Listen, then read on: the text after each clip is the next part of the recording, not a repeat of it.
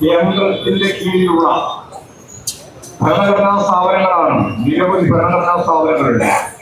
അതിൽ ഒന്നാണ് ഇഡി, മറ്റൊന്നാണ് നമുക്കെല്ലാം അറിയുന്ന ഇൻകം ടാക്സുമായി ബന്ധപ്പെട്ട വിഭാഗം, CAG, കോടതി, അതുപോലെ ഇലക്ഷൻ കമ്മീഷൻ. ഇതെല്ലാം സ്വതന്ത്രമായിട്ടുള്ള ഭരണഘടനാ സ്ഥാപനങ്ങളാണ്. ഈ ഭരണഘടനാ സ്ഥാപനങ്ങളെല്ലാം ഇന്ന് കൈകാര്യം ചെയ്യുന്നത് ഒരു അർദ്ധ സൈനിക വിഭാഗമാണ്. ഈ അർദ്ധ സൈനിക വിഭാഗം ഞാൻ പറഞ്ഞത് കൃത്യമായി പറയാൻ ആഗ്രഹിക്കുകയാണ്. RSSന്റെ നിയന്ത്രണത്തിലാണ് ഈ ഭരണഘടനാ സ്ഥാപനങ്ങൾ മുഴുവൻ BJPയുടെ ഈ ഭരണകാലത്ത് മുഴുവൻ കൈകാര്യം ചെയ്തു വന്നിട്ടുള്ളത്. അതിന്റെ ഭാഗമായിട്ടാണ് ആസൂത്രിതമായി ഇന്ത്യയിലെ പ്രതിപക്ഷ നേതൃനിരയെ തകർക്കാൻ അവരുടെ മേലെ നിരവധിയായ കേസുകൾ CBI ആവാം, ED ആവാം, IT ആവാം, ഏതാവാം ആ രീതിയിൽ അവരെല്ലാം വരുതിയിൽ കൊണ്ടുവരുന്ന കരുതി. അങ്ങനെ വരുതിയിൽ വന്ന നൂറുകണക്കിന് കോൺഗ്രസ് നേതാക്കന്മാരും മറ്റ് പാർട്ടി നേതാക്കന്മാര് ഇപ്പോൾ BJPയുടെ MLA-മാര് മുഖ്യമന്ത്രിയായിട്ട് പ്രവർത്തിക്കുകയാണ്. ഇതാണ് കേരളത്തിലെ ചിത്രം, വലിയ ചിത്രം. എന്നാൽ ആ മോഡലിൽ ഇപ്പോ ബംഗാളും കേരളീയുമെല്ലാം ഇടതുപക്ഷ ജനാധിപത്യമാണ് പിന്നോക്കം പോയപ്പോ നരേന്ദ്രമോദിയും അതുപോലെ തന്നെ അമിത്ഷായും പറഞ്ഞത് ഇനി ഞങ്ങളുടെ ഉന്നത കേരളമാണെന്നാണ്. ഈ കേരളത്തിലെ ഇടതുപക്ഷ ജനാധിപത്യ പ്രസ്ഥാനത്തെ തകർക്കാൻ, പ്രത്യേകിച്ച് CPI ഉൾപ്പെടെയുള്ള ശക്തികളെ തകർക്കാൻ ബോധപൂർവമായ ആസൂത്രിതമായ പരിപാടികളുമായിട്ട് ഞങ്ങളെല്ലാം ഇങ്ങോട്ടേക്ക് വരികയാണെന്ന് വർഷങ്ങൾക്ക് മുമ്പ് തന്നെ പരസ്യ പ്രഖ്യാപനം നടത്തിയിട്ടുള്ള ഒരു പ്രധാനമന്ത്രിയാണ് നരേന്ദ്രമോദി. ആഭ്യന്തര വകുപ്പ് കൈകാര്യം ചെയ്യുന്ന മന്ത്രിയാണ് അമിത്ഷാ. ഇവരെല്ലാം ആസൂത്രിതമായി പ്ലാൻ ചെയ്ത് കേരളത്തിലെ ഇടതുപക്ഷ ജനാധിപത്യ പ്രസ്ഥാനത്തിന്റെ നേതാക്കന്മാർക്കെതിരായി അതിന്റെ കേന്ദ്രമായി പ്രവർത്തിക്കുന്ന പിണറായിക്കെതിരായി ഇപ്പോഴും കടന്നാക്രമണത്തിന്റെ വേഗവുമായിട്ട് വരികയാണ്. ഇന്നലെ പത്രങ്ങൾ പറഞ്ഞിട്ട് ഈ കേസിന്റെ ഭാഗമായിട്ട് പ്രതിയല്ല പിണറായി വിജയൻ. പിണറായി വിജയന്റെ അവിടെ പിണറായിയും ഇപ്പോഴുള്ള വാടകപ്പെട്ടും ഒക്കെ റെഡിയായ കാരണം എന്താ? ആരെങ്കിലും ചോദിക്കാൻ വേണ്ടിയിട്ടാണ് പോലെ ന്റെ കേസുമായി ബന്ധപ്പെട്ട് എല്ലാവരും പറയുന്ന കാര്യമുണ്ട്. കേസ് വലിയ ഗൗരവമുള്ള കേസല്ലാത്ത പോലെ. കാരണം 1.72 crore രൂപ ഒരു സ്ഥാപനത്തിന്റെ ഭാഗമായിട്ടുള്ള കരാറിസ്ഥാനപ്പെടുത്തി സേവനം നൽകി വാങ്ങിയിരിക്കുന്നു. കൊടുക്കുമെന്ന് അവരും വാങ്ങിയത് ഇവർ സമ്മതിക്കുന്നുണ്ട്. ആ വാങ്ങിയതിന്റെ ഭാഗമായിട്ടുള്ള എല്ലാ വ്യവസ്ഥകളും പാലിച്ചുകൊണ്ടാണ്, എല്ലാ സ്ഥിതികളും ഒതുക്കിക്കൊണ്ടാണ്, ഇൻകം ടാക്സ് ഉൾപ്പെടെ മുഴുവൻ കൊടുത്തുകൊണ്ടാണ് ആ പണം വാങ്ങിയിട്ടുള്ളത് എന്ന കമ്പനി വ്യക്തമാക്കിയിട്ടുണ്ട്. അത് നയാപരിശ എന്തെങ്കിലും പ്രശ്നമില്ലാതെ അവശേഷിക്കുന്നില്ല. ഇങ്ങനെ കൃത്യമായ വ്യക്തതയുള്ള കമ്പനികൾ സമ്മതിച്ചിട്ടുണ്ട്. ഞങ്ങൾക്ക് സേവനം ലഭിച്ചിട്ടുണ്ട്. സേവനം ലഭിച്ചതിന്റെ ഭാഗമായിട്ടുള്ള പണം ഞങ്ങൾക്ക് കിട്ടിയിട്ടുണ്ട് എന്ന് കമ്പനിയും പറഞ്ഞു. കമ്പനി അതിന്റെ ഭാഗമായിട്ട് കിട്ടിയ പണം കൃത്യതയോടുകൂടി കണക്കിൽ രേഖപ്പെടുത്തി അതിന്റെ എല്ലാ അർത്ഥത്തിലുള്ള ഗവൺമെന്റിന് കൊടുക്കേണ്ടുന്ന ടാക്സ് മുഴുവൻ കൊടുക്കുന്നുണ്ട്. അതാണ് ഇപ്പോൾ ഇങ്ങനെ ആലോചിച്ചുകൊണ്ടിരിക്കുകയാണ്. ഇപ്പോൾ കേസായിട്ട് നടന്നുകൊണ്ടിരിക്കുകയാണ്. എവിടെയൊക്കെ കേസ് പോയി താഴെ മുനിസിപ്പൽ കോടതി മുതൽ വിജിലൻസ് കോടതി, ഹൈക്കോടതി, സുപ്രീം കോടതി ഉൾപ്പെടെയുള്ള എല്ലാ കോടതികളിലും കേസ് പോയി. കേസ് തള്ളി. ആ കേസുകൾ തള്ളിപ്പോയി. 24 ആളുകൾ കേസ് നൽകിയിട്ടുണ്ട്. ആ കേസിലൊന്നും യാതൊരു അർത്ഥവുമില്ല. രാഷ്ട്രീയമായ ലാഭം സൃഷ്ടിക്കാൻ പോയി വരാൻ പാടില്ല എന്ന് കൊണ്ടാളോട് പറഞ്ഞു. MLA കോൺഗ്രസ് MLA പറഞ്ഞു ഇമാതിരി കേസുമായി കോടതിയിലേക്ക് വരാൻ പാടില്ല. കാരണം രാഷ്ട്രീയ ലാഭത്തിന് വേണ്ടി ഇത്തരം കേസുമായിട്ട് വരികയാണ്.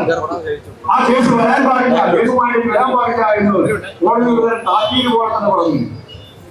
അതുകൊണ്ട് ഞാൻ ഹൈക്കോടതിയിൽ സുപ്രീം കോടതിയിലേക്കാണ്. സുപ്രീം കോടതി ആ കേസ് എടുക്കില്ല. യഥാർത്ഥത്തിൽ എവിടെയും ചികിത്സില്ല. അപ്പോഴാണ് പുതിയൊരു കേസുണ്ടാക്കാൻ തുടങ്ങിയിട്ട് ഇവിടെ കേസുണ്ടാക്കാലോ. ആകാ കേസുണ്ടാക്കാൻ പ്രയാസം ഹൈക്കോടതിയിലേക്ക് പോയി. ഇപ്പോ ദിവസം മുമ്പ് ഹൈക്കോടതി പരിശോധിച്ചു. ഹൈക്കോടതി പറഞ്ഞു FIR ഇല്ല. ഒരു FIR ഒരു കേസിന്റെ ഭാഗമാണ്. FIR വേണ്ട, എന്തെങ്കിലും തെളിവ് വേണ്ടേ, എന്തെങ്കിലും ഒരു കാര്യം പറയണ്ടേ. അപ്പൊ പറഞ്ഞു അന്വേഷിക്കണം. ഇതിനുവേണ്ടി അന്വേഷിക്കുന്നത് FIR ഉണ്ടാക്കാൻ വേണ്ടി അന്വേഷണം നടത്തിയോ എന്നാണ് യഥാർത്ഥത്തിൽ കോടതി പറഞ്ഞത്. അപ്പൊ നേരെ കോടതിയിലേക്ക് പോകാനുള്ള ഒരു അവസരം നിശ്ചയിക്കുന്ന കേസിൽ 2 ദിവസം ലീവായി നിൽക്കുന്ന സമയത്താണ് രേണുവായിട്ട് യഥാർത്ഥത്തിൽ പിണറായി വിജയന്റെ വീട്ടിലേക്ക് വരുന്നത്.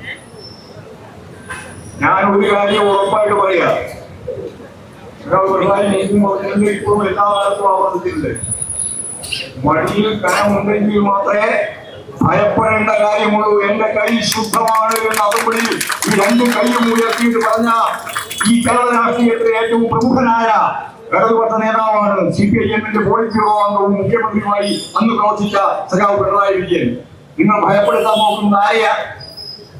ഇടതുപക്ഷ പ്രസ്ഥാനത്തിന്റെ പ്രവർത്തകരെയും നേതാക്കന്മാരെയുമാണ് നിങ്ങൾ ഭയപ്പെടുത്താൻ നോക്കുന്നത്. നിങ്ങൾക്ക് ഉത്തരേന്ത്യയിലും അതുപോലുള്ള സംസ്ഥാനങ്ങളിലും ഭയപ്പെടുത്തിയാൽ കോടാനുകോടി രൂപയുടെ സമ്പത്തിന്റെ അധിപന്മാരായി നിൽക്കുന്ന അവരെ, കോൺഗ്രസിന്റെ നേതാക്കന്മാരെ BJP-യുടെ പ്രസിഡന്റുമാരാക്കാൻ, BJP-യുടെ മുഖ്യമന്ത്രിമാരാക്കാൻ ഈ കാലത്ത് നടത്തിയുള്ള റെയിലിന്റെയും അതുപോലെ തന്നെ പീഡനത്തിന്റെയും ഭാഗമായി സാധിച്ചു എന്നത് ചരിത്രത്തിന്റെ ഭാഗം ഞങ്ങൾക്കതറിയാം.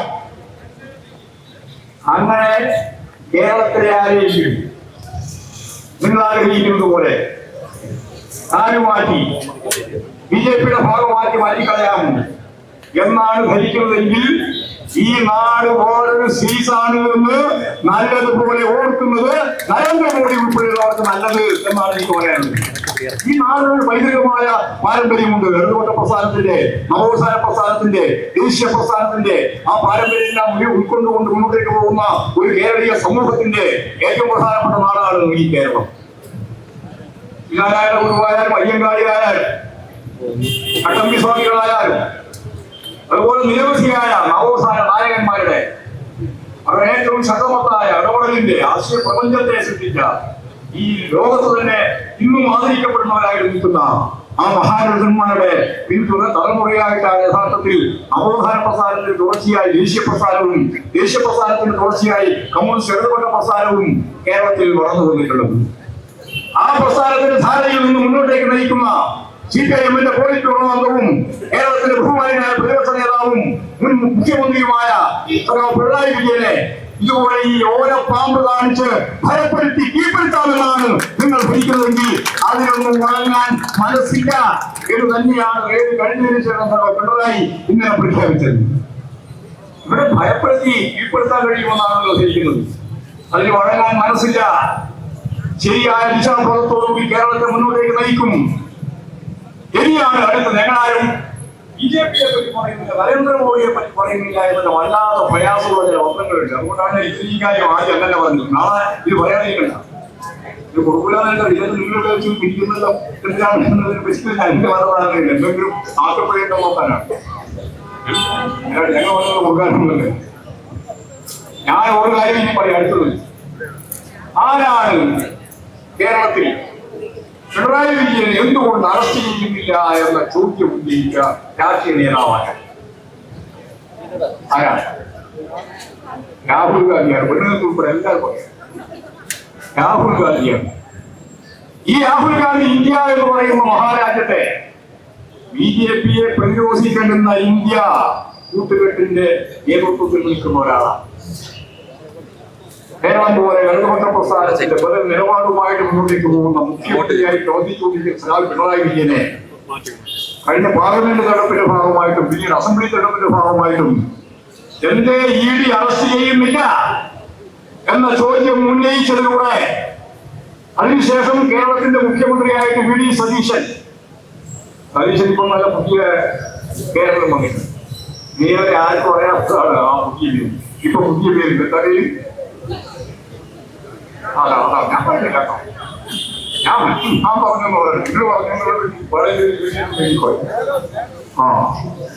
പുതിയ ഒരു ടൈപ്പ് വന്നിരിക്കുന്നു. അത് വളരെ വന്നതല്ല. പക്ഷെ മാനാർ പറയുന്ന പോലെ അതിന്റെ പേര് കുന്നാപുറത്താണ്.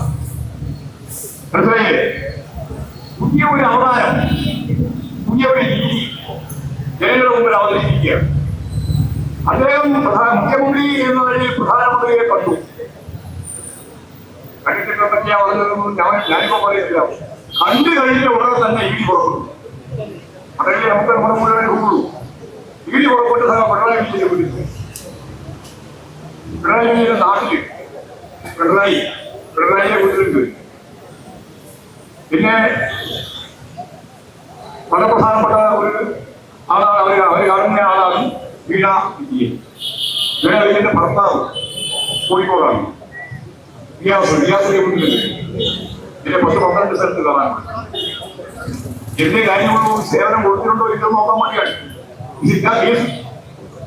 അതായത് 1.72 കോടി രൂപയ്ക്ക് സേവനം നൽകി മാസങ്ങളായി സേവനം നൽകിക്കൊണ്ടിരിക്കുന്ന ഒരു കരാർ അടിസ്ഥാനപ്പെടുത്തി ആ കരാറിന്റെ ഭാഗമായിട്ടോ സേവനം വാങ്ങിയിട്ടുണ്ടോ ഇല്ലയോ എന്നറിയാൻ വേണ്ടിയിട്ടാണ് ഈ മുഴുവൻ അന്വേഷണം നടത്തിക്കൊണ്ടിരിക്കുന്നത്. ഞാൻ പറഞ്ഞ പോലെ എല്ലാ അന്വേഷണവും അവസാനിപ്പിച്ച് ഇതിനൊന്നും കാണില്ല. രാഷ്ട്രീയ ഉദ്ദേശത്തോടുകൂടി ഇങ്ങനെ കേസുമായി ഇങ്ങോട്ട് വരണ്ട എന്നുൾപ്പെടെ കോടതി പറയുന്ന സാഹചര്യം ഉണ്ടായിട്ടും ഇവിടെ ഇന്നും ഒരു പെറ്റീഷൻ വാങ്ങി അതിന്റെ മേലെ ഹൈക്കോടതി FIR ഉണ്ടോ എന്ന് ചോദിച്ചപ്പോൾ FIR ഇല്ല, എന്നാൽ അന്വേഷിച്ചോ എന്ന കാര്യം പറഞ്ഞപ്പോഴാണ് അന്വേഷണത്തിന് പുറപ്പെടുന്നത്. ഇത് രാഷ്ട്രീയമായ ഗൂഢാലോചനയാണ്. ഇത് പിണറായിക്കെതിരായിട്ട് കടന്നാക്രമണത്തിന്റെ ഭാഗമാണ്. ഞങ്ങൾ വെറുതെ പറഞ്ഞതല്ല. ഈ ഗൂഢാലോചന ഇടതുപക്ഷ രാഷ്ട്രീയത്തിനെതിരായിട്ടുള്ളതാണ്. ഏതെങ്കിലും ഒരു കേസിന്റെ ഭാഗമായിട്ടുള്ളതല്ല. ഇടതുപക്ഷ ജനാധിപത്യ മുന്നണി അതിശക്തിയായി കേരളത്തിൽ മുന്നേറിക്കൊണ്ടിരിക്കുകയാണ്. ആ മുന്നേറ്റത്തിന്റെ യോഗത്തിൽ ഞങ്ങൾ നീക്കം ചെയ്തിട്ടുണ്ട്. എല്ലാം തോറ്റു വന്നോ, ജയിച്ചു കഴിഞ്ഞാൽ എല്ലാ ജയവും പൂർത്തിയായിരുന്നോന്നും കരുതുന്നവരല്ല ഞങ്ങൾ. പ്രത്യേകിച്ച് ഇടതുപക്ഷം എത്രയോ തോൽവി കണ്ടവരാണ്. ഏറ്റവും കൂടുതൽ തോൽവിയുണ്ടായേ ചിലപ്പോൾ മുദ്രാവാക്യം വിളിക്കുമ്പോൾ നമ്മൾ പറഞ്ഞിട്ടുണ്ടാവും തോറ്റ ചരിത്രം കേട്ടിട്ടില്ല, തോറ്റ ചരിത്രമാണ് മഹാഭൂതം. അതുപോലെ ഒരുപാട് തോൽവിയാണ് ഞങ്ങൾ ഏറ്റുവാങ്ങിയത്. ആ തോൽവിയിൽ നിന്നാണ് ഞങ്ങൾ വിജയത്തിലേക്ക് മുന്നേറിയത്. അതുകൊണ്ട് തോൽവി കാണുമ്പോൾ ചില മാധ്യമങ്ങൾ പറയുന്നത് പോലെ ഇത് അവസാനത്തേതാണ് എന്ന് കാണണ്ട. ഇനി ഞങ്ങൾ ഇതിൽ നിന്ന് അതിശക്തിയായിട്ട് കുതിരിച്ചാടി മുന്നോട്ടേക്ക് വരും വിജയത്തിലേക്ക്. അതിനെ തടയാനൊന്നും ശക്തിക്കുമാവില്ല. എന്റെ UDF ഉൾപ്പെടെയുള്ള രാഷ്ട്രീയ കക്ഷികൾക്കാവില്ല. അതിന് പൂർണ്ണമായിട്ട് എല്ലാ അർത്ഥത്തിലും പ്രവർത്തിച്ചുകൊണ്ടിരിക്കുന്ന, രാപകലില്ലാതെ പ്രവർത്തിച്ചുകൊണ്ടിരിക്കുന്ന ഈ മാധ്യമ ശൃംഖലയിലെ വലിയ വിഭാഗത്തിലാവില്ല. ED ഉൾപ്പെടെയുള്ള കേന്ദ്ര ഏജൻസികൾക്കാവില്ല.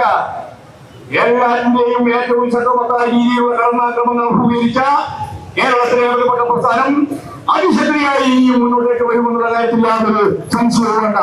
ആ ഇടതുപക്ഷ പ്രസ്ഥാനത്തെ തകർക്കാൻ പിണറായി വിജയനെ പോലെയുള്ള ഈ കേരളത്തിലെ ഏറ്റവും പ്രമുഖനായ, ഇന്ത്യയിലെ ഏറ്റവും പ്രമുഖനായ പാർട്ടിയുടെ നേതൃത്വത്തിന്റെ ഏറ്റവും ശ്രദ്ധേയമായ ഒരു കുന്തമുനയാണ് സഖാവ് പിണറായി. ആ പിണറായിയെ തകർക്കാം, വ്യക്തിപരമായിട്ട് ആക്രമിക്കാം, അതിന്റെ ഭാഗമായിട്ട് കമ്മ്യൂണിസ്റ്റ് പാർട്ടിയെയും തകർക്കാം എന്ന ധാരണ ഈ കേരളത്തിൽ വിലപ്പോവില്ല, കേരളം അംഗീകരിക്കില്ല.